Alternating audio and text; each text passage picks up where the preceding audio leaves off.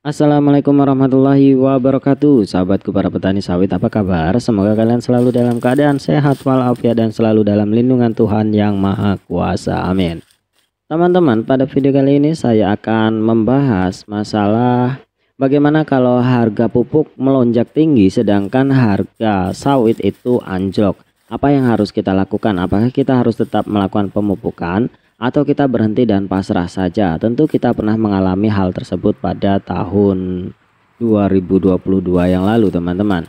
Dan bagaimana cara kita mengatasinya atau cara kita mensiasatinya hal atau keadaan tersebut? Tekniknya seperti apa nanti akan kita bahas. Namun sebelumnya teman-teman, saya disclaimer terlebih dahulu seperti biasa, apa yang saya sampaikan di sini hanyalah merupakan pengalaman pribadi saya yang sudah saya terapkan, sudah saya amati di kebun saya, kemudian saya tarik kesimpulan dan saya sharingkan kepada teman-teman. Harapan saya semoga apa yang saya sampaikan di sini bisa bermanfaat, setidaknya sebagai bahan pertimbangan dan bahan perbandingan dalam tata laksana berkebun kelapa sawit. Dan teman-teman, kita kembali ke pembahasan bagaimana kalau harga pupuk itu melambung tinggi dan harga sawit itu anjlok. Tentu kita tidak mengharapkan hal itu terjadi lagi, teman-teman, karena kita dulu sudah pernah mengalaminya dan kita merasa putus asa akan keadaan tersebut. Dan tentunya untuk makan saja kita tidak cukup, apalagi untuk membeli pupuk. Namun teman-teman, dalam berkebun kelapa sawit atau dalam tata laksana berkebun kelapa sawit, pemupukan adalah salah satu faktor yang paling utama yang membuat sawit kita ini dapat berproduksi secara maksimal. Dan tentunya teman-teman, secara logika saja ketika kita melakukan pemupukan maka akan menghasilkan hasil yang lebih banyak ketimbang kita tidak melakukan pemupukan.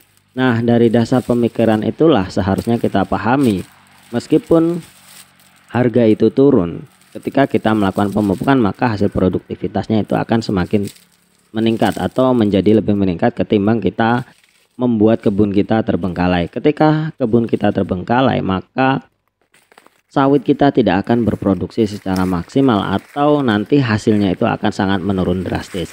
Dengan artian bahwa sawit kita tidak berbuah dan harga yang anjlok, tentu kita akan semakin merugi atau semakin tidak mendapatkan apa-apa. Maka dari itu teman-teman, meskipun saran saya, meskipun harga itu anjlok dan pupuk tinggi, harus tetap dilakukan pemupukan. Namun tidak harus dengan dosis yang tinggi. Usahakan selalu lakukan pemupukan meskipun itu dengan dosis yang cukup rendah atau dosis yang semampunya kita. Karena apa teman-teman? Sudah banyak sekali kebun-kebun yang saya lihat ketika kita membuat kebun kita itu terbengkalai dalam beberapa waktu atau beberapa tahun yang cukup lama, maka untuk mengembalikan kebun itu menjadi normal kembali itu akan sangat sulit sekali, teman-teman. Saya sudah memperhatikan beberapa kebun yang waktu itu ketika tahun 2022 yang saat itu memang harga sawit cukup anjlok. 2022 atau 2023 kemarin harga sawit sampai hanya 1.000 per kilogram, sedangkan harga pupuk itu mencapai 700-an ribu per sak. Nah, banyak sekali kebun-kebun yang terbengkalai atau ya bisa dikatakan tidak diurus. Orangnya sudah muak dengan keadaan tersebut dan tentunya tidak cukup untuk membeli pupuk. Nah, saat ini ketika harga naik dan harga pupuk turun, sawitnya itu sudah rusak, teman-teman, dan untuk mengembalikannya itu akan cukup sulit.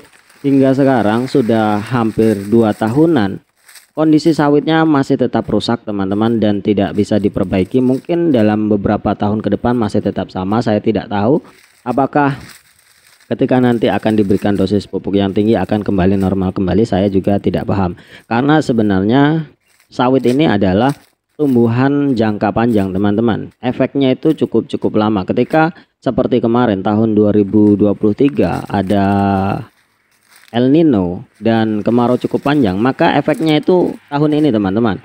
Jadi seperti itulah konsep dari sawit. Ketika kita melakukan kesalahan di tahun yang dulu, maka akan efeknya akan terjadi di tahun ini sampai tahun kedepannya. Jadi bukan kita salah tahun ini akan berefek tahun ini, tidak. Berarti efeknya itu akan kita rasakan beberapa tahun ke depan. Jadi teman-teman, ketika memang kita menghadapi kondisi sulit seperti itu, yakinlah bahwa harga sawit, harga pupuk itu ada fluktuatif. akan ada masanya suatu ketika harga sawit itu akan kembali naik dan harga pupuk akan kembali turun. Kenyataannya pada tahun ini harga sawit sudah merangkak naik dan harga pupuk juga mulai turun. Dan tentunya teman-teman, ketika memang kita sudah mendapatkan yang kondisi seperti sekarang, yang alhamdulillah kondisi sawit stabil dan pupuk pun mulai agak merendah, tentunya kita harus berupaya bagaimana kita melakukan pemupukan secara maksimal.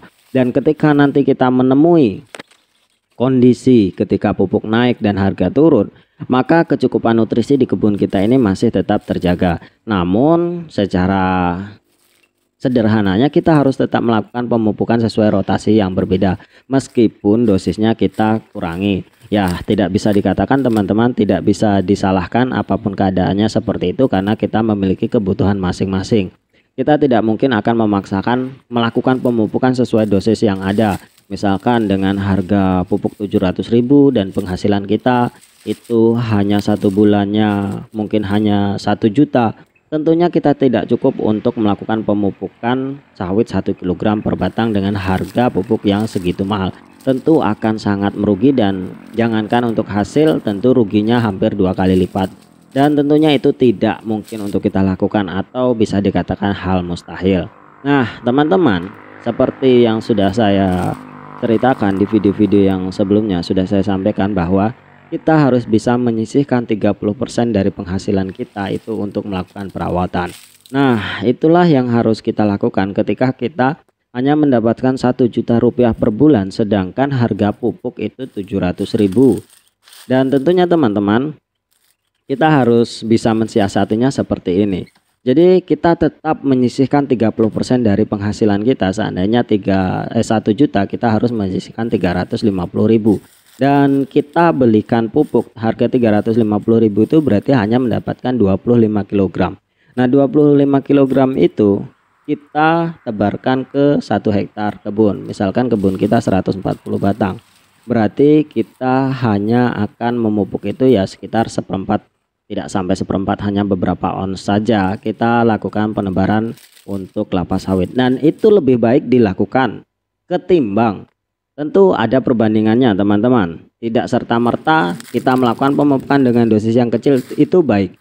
Sebenarnya yang paling baik itu adalah melakukan pemupukan dengan dosis yang cukup besar, itu lebih baik. Namun daripada tidak melakukan pemupukan sama sekali dan membuat kebun kita terbengkalai, lebih baik kita lakukan pemupukan dengan rotasi yang benar meskipun dengan dosis yang cukup kecil. Jadi teman-teman, ketika kita memang menghadapi kondisi yang sulit, tetap lakukan perawatan semampu kita, semaksimal yang kita miliki. Jangan dipaksakan, namun harus tetap selalu melakukan perawatan. Karena ketika kebun kita sudah terbengkalai, maka untuk mengembalikannya kebun itu menjadi normal kembali, itu membutuhkan waktu yang cukup lama. Jadi tetap dipelihara dengan baik meskipun dengan cara seadanya. Mungkin hanya ini teman-teman. Terima kasih atas perhatiannya. Wassalamualaikum warahmatullahi wabarakatuh.